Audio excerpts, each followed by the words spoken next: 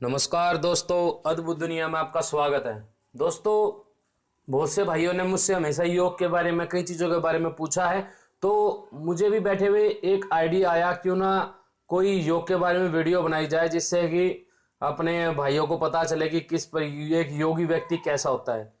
दोस्तों, क्या इस जो मैं वीडियो बना रहा हूँ, इसका जो टॉपिक है वो ये है, क्या कोई व्यक्ति अपने इच्छानुसार अपने प्राण त्याग सकता है? क्या योग में इतना बल है कि कोई अपने प्राण अपनी इच्छा अनुसार त्याग दे? दोस्तों, आज मैं इसी के बारे में आपको बताऊंगा। यदि अभी तक आपने हमारे चैनल को सब्सक्राइब नहीं किया तो इसे तुरंत सब्सक्राइब कर लीजिए, ताकि आपको बढ़िया से बढ़िया वीडियो समय समय पर मिलती रहे। तो दोस्तों, योगियों में वाकई में इतना बल होता है कि अपने प्राण त्याग सकें। देखिए, जब कोई व्यक्ति योग साधना करता है, उपासना करता है, तो उसे कुछ नियम कायदों का पालन करना पड़ता है। जैसे कि उसे ब्रह्मचारी पालन करना पड़ता है, सत्य बोलना पड़ता है, असत्य कभी भी नहीं कहना होता, झूठ कभी भी नहीं कहना होता, चोरी नहीं करनी होती, अपरिग्रह करना होता है। मतलब कि सिर्फ उतनी ही चीजों की आवश्यकता, जितनी उसको आवश्यकता है चीजों की, सिर्फ उतनी चीजों का संग्रह करना। यानी कि मान लीजिए, यदि मैं 2 जोड़ी वस्त्र में अपना समय बिता सकता हूं, तो सिर्फ मुझे 2 जोड़ी ही वस्त्र रखने हैं। ये नहीं कि मैं वहां पर 10, 15, 20 जोड़ी रख रहा हूं। ठीक है दोस्तों, और मन से, वचन से कोई हिंसा नहीं करनी होती। ये नियम कायदे होते हैं। अब हिंसा में यहां पर एक चीज और आपको बता देता हूं मैं। देखिए, ये जितनी भी योग पद्धति हैं, ये हमारे वेदों से ली गई हैं। वेदों के अनुसार ही सारी योग पद्धतियां हैं। और स्पष्ट बात है, हिंसा का यहाँ पर थोड़ा सा समझना जरूरी है, क्योंकि हिंसा के बारे में काफी भ्रांतियां फैली हुई हैं। बहुत से भाई सोचते हैं जैसे हिंसा का मतलब कोई आपको पीट जाए, मार जाए, जब भी हिंसा नहीं।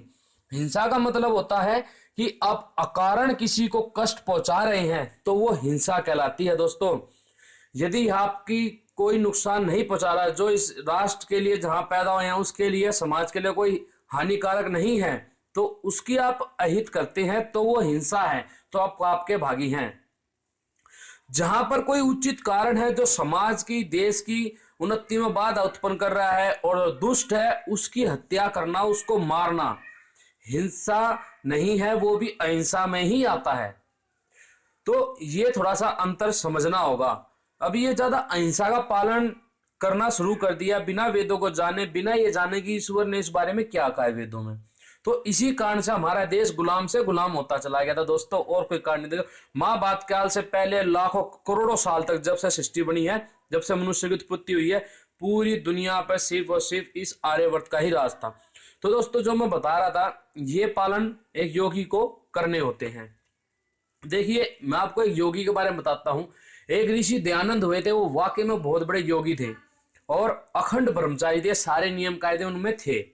तो देखिए, उनके साथ में हुआ क्या, वो स्पष्ट बात कहते थे, वो हमेशा वेदों को आगे रखते थे, क्योंकि वेदों के बिना कुछ भी नहीं है, वो वेदों को ही मानते थे। वो कहते थे, यदि कोई बात वेदों से सिद्ध ना हो सके तो उसको झूठ मान लेना, क्योंकि सत्य, सारी सत्य विद्याओं की पुस्तक वेद हैं।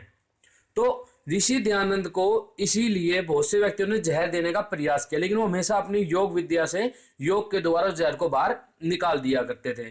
तो एक दिन हुआ क्या, उनको जहर के साथ में कुछ दूध, माफ कीजिए, उनको दूध के साथ में पारा पियाया गया, ये संभावना व्यक्त की जाती है।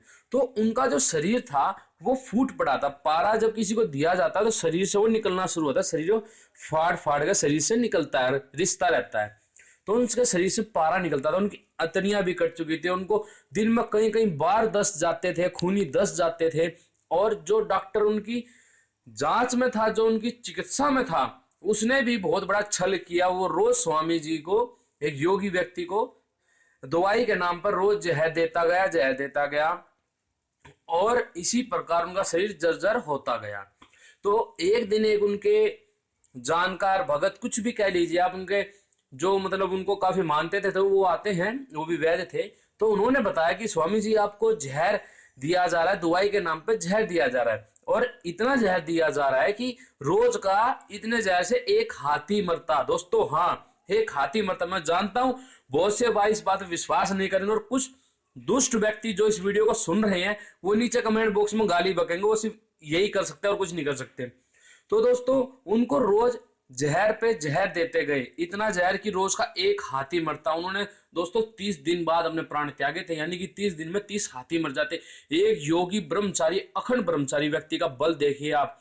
उस व्यक्ति ने 30 दिन निकाल दिए, जिसमें कि साधारण व्यक्ति को सेकंडों में ही खत्म हो जाता। जब ऋषि दयानंद को ये लगा कि अब ये शरीर त्यागने का समय आ गया है, तो उन्होंने जो निकम्मे व्यक्ति थे उन सबको कहा कि आप सभी बाहर चले जाइए, अब समय आ गया है शरीर त्यागने का।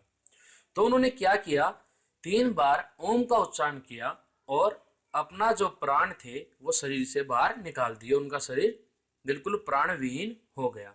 तो दोस्तों ये एक उदाहरण था, एक सत्य घटना मैंने आपको बताई है जो बिल्कुल सच है। देखिए योग से मैं जुड़ा हुआ हूँ, मुझे मालूम है कि ये चीजें बिल्कुल सच है, इसमें कुछ भी झूठ नहीं है। कुछ चीजें हैं जो झूठ जोड़ दी जाती हैं, ठीक है दोस्तों। मैं समय समय पर उन चीजों के बारे में भी आपको बताता रहूंगा।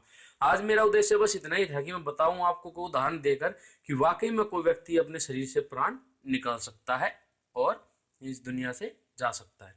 तो दोस्तों उम्मीद करता हूं कि आपको ये वीडियो अच्छी लगी होगी। दोस्तों इसको लाइक कीजिए, और हाँ आपको मैं एक रिक्वेस्ट करता हूं आपसे कि आप इसको शेयर जरूर कीजिए, क्योंकि शेयर करने से क्या होगा, लोगों को ये जानकारियां मिलेंगी। मेरा काम था वीडियो डालना और आप तक देना, अब आपका फर्ज बनता है कि आप इस जानकारी को ज्यादा ज्यादा लोगों तक पहुंचाएं और इस वीडियो को शेयर ज्यादा से ज्यादा करें, ताकि लोगों को ये बढ़िया जानकारी मिले। और दोस्तों अब किसी और वीडियो के साथ मैं आपसे मिलूंगा, कोई और बढ़िया सब देखूंगा, कोई और बढ़िया वीडियो बनाता हूं तो आपको वो दूंगा। तो दोस्तों आप सभी को नमस्ते, फिर मिलता हूं किसी वीडियो के साथ में।